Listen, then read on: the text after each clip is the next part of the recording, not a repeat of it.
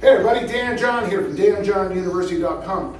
Hey, listen, a question keeps coming up, and it's important to me because, you know, I'm a strength coach, and one of the ways you measure yourself as a strength coach is by a very simple question.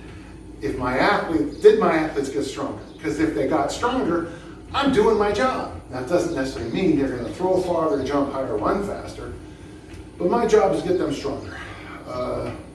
I have a new course on easy strength that's coming out, or has come out, depending on when you watch this. And one of the hardest things as a strength coach is to understand and determine load.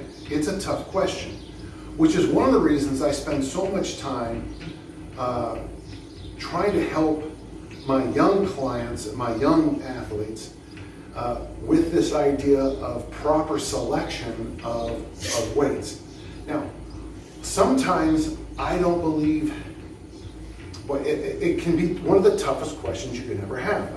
I have this thing in my Easy Strength course called Sort of Max, Max, and Max Max.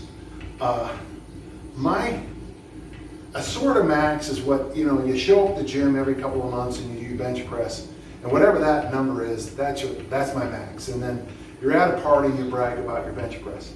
And of course, as I taught my daughters, they lean in and they say, I'm so sorry to hear that number. Your max will probably be something you maybe trained for a couple of years and you got this number.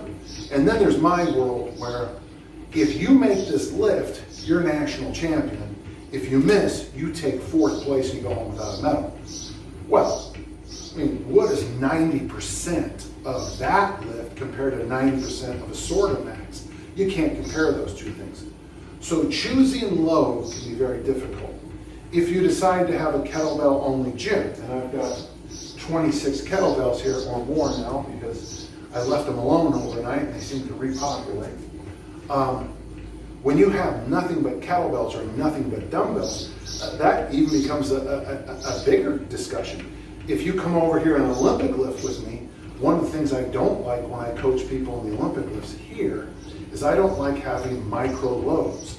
I like them to have big jumps, so it forces them to be much more focused on light weights, so that when they jump up, you know, quite a bit between sets, they have to do it, they have to have their technique locked down.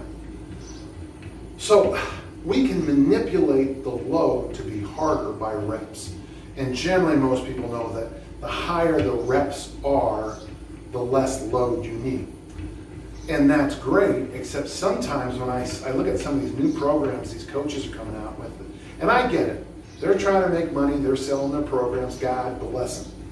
But what athlete really does 2 sets of 20 for exercises? I think that's madness. So what do I mean like load? Well, one of my favorite techniques is the up to number. So in Mass Made Simple, we had a bunch of these things called up to 50 reps. And your job was to take your body weight, let's just say 100 kilos, 225 pounds-ish, and I was to walk up to it, and the workout called for me to do up to 50 reps. The first time I do it, maybe I get to 8. I put the weight in. Whew, that was tough. I now have 42 to go. The next time I walk in, I start with rep number 9, 10, 11. Maybe I get up to 16, maybe I get up to 21. Next set, I would start with 22, and I get up to 50 reps. I think that is a very, very good way to teach people about load. And it allows you to experiment around. I have a very light kettlebell here, so I'm sure I could do a lot more reps with this. If I was to do an up to 50 on the one-arm press with this, I'd get a lot of reps in.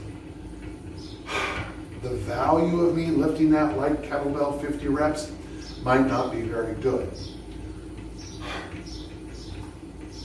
Load is a tough one. One of the things I learned as a young Olympic lifter is that every time we came into the weight room, Dick Knottmeyer would have us start off with the broomstick and then the empty bar, and then we just slide a few plates on and we do snatches. And the idea is he called this something that seems to be a total mystery to a lot of my readers and listeners. He called that a warm-up. Back in the day, we used to warm up by doing the movement. Now you have to do foam rolling, you have to center yourself, you have to do, make sure your meridians are in line, make sure your chakras are tied up, make sure your yin isn't mad at your yang. And what we used to do was broomstick, empty bar, 30 kilos, 40 kilos, 50, 60, 70, 80, 90, 100, and then the workout started. So for me, load has never been a tough discussion, but it seems to be a tough discussion on the interwebs. And part of the reason is so many people get confused with my opening point, sort of max, max, and max, max, max. I cannot do 90% of my max numbers. I can't.